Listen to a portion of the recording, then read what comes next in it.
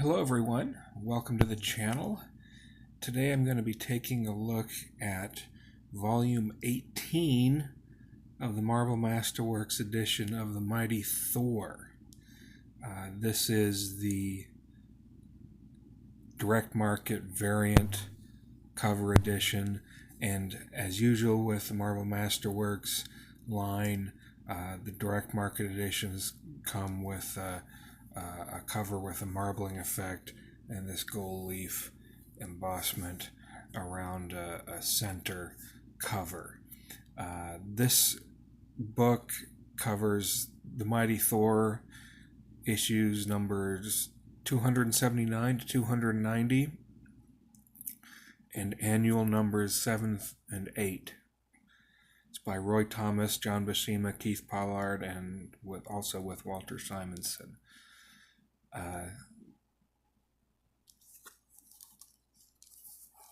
Here's the spine, and here's some of the issues on the back.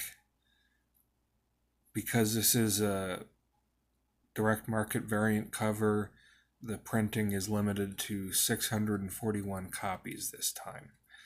The retail price is $75, but as I always say when talking about Marvel Masterworks and omnibuses, don't feel the need to pay retail price. There are plenty other options for cheaper prices out there.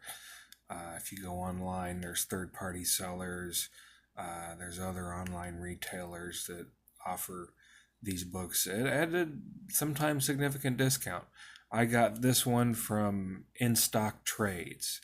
I've used them before, and they're pretty good and give a good discount. Let's take a look inside. The issues that this book covers start in 1978, and that's an annual actually. But the issues themselves start in January of 1979 and go all the way through December of 1979. So this is one of my favorite eras, the late 70s. I was a kid and I was just starting to really get into comics back then, and I really enjoy the stories and the writing from this era, and Thor is no exception. Start out with an introduction by Roy Thomas, and we start with the King Size Annual, where we first meet Thor meeting the Eternals. And for those of you who are MCU fans, Marvel Cinematic Universe fans, you'll know that Marvel is making a movie about the Eternals. So if you're interested in that, this may be a book you might want to pick up and read and get ready for the movie.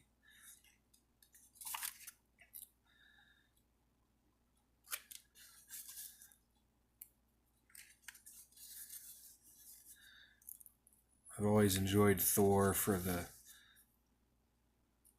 incredible characters and just the monsters, costumes, everything.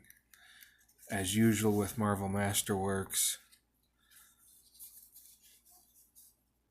they use a fine quality paper, some good paper stock. Here in the front, they've done color and art reconstruction. Wesley Wong, Sheila Johnson, Michael Keller, and Kellustration. So these do look better than when they were first published. Back then, they were published on newsprint, and there were limitations.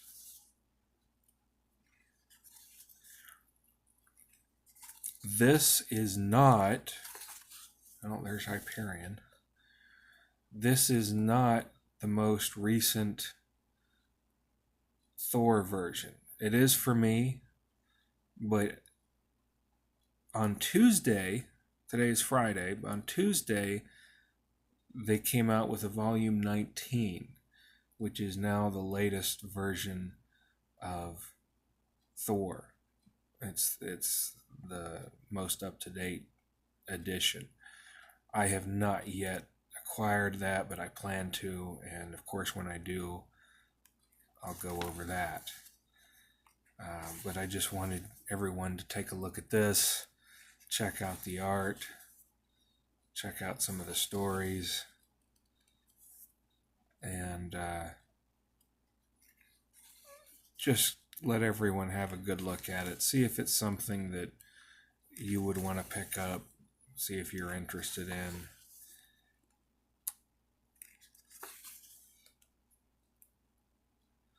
I always love the covers. I love that the Marvel Masterworks do include the original covers, so we get to see what those look like, because I love cover art, I really do.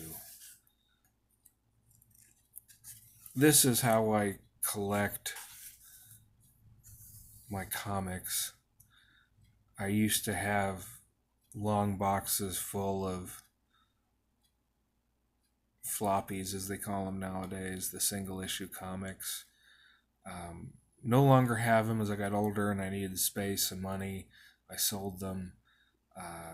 But when they started coming out with omnibuses and I discovered that there were Marvel Masterworks, and once internet availability was introduced and I realized that I could pick up these books off the internet quite easily, I started collecting them, because I'm not interested in how much certain issues are worth. I'm not interested in collecting them as some people speculate on them and treat them as stocks or bonds or investments. I do not do that. I'm simply interested in the stories. I want to check out the art. I want to read them. I want to see where the storylines go. And I can't do that when they're sealed up in plastic and graded by the CGC. It's great that, okay, yeah, I own a copy, but I can't touch it, can't read it. All I've got is cover art. To me, I look at the CGC graded comics, and all I look at it is people are buying cover art. If I had bought a CGC copy of this issue, for instance, this would all I would see. I could hang it up on the wall, show it off to people, but I can't read it. I've got an uncle that feels the same way. He doesn't. He grew up during the silver age of Marvel Comics, the height of Marvel, when they came out with all these amazing characters, and he was there for that. He was there for Spider-Man and Thor and Iron Man, Captain America, Avengers, Daredevil, Fantastic Four.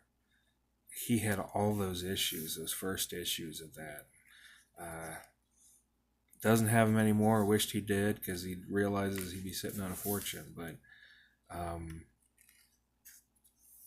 talked to him, and he also doesn't like the CGC graded comics, because his first reaction is, okay, that's great, you've got this issue, what's the story? So, but I'm also, for those of you that do like collecting CGC graded comics, I'm not ripping on you by any means. Please don't misunderstand me. I do understand the love of collecting comics, and if that's the way you like to do them, there isn't anything wrong with it. My preference is stories, but some people just want to collect the issues and collect them in the most protected way they can. So by all means, if you like doing it that way, go for it. I'm just interested in the stories, and these books are perfect for me. I'd rather collect them this way. My wife is a lot happier too, because she doesn't mind me having nice books on the shelf, but really wouldn't want me having long boxes scattered throughout the house full of comic issues. So this is a win-win for both of us. Happy wife, happy life. There are some extras in here.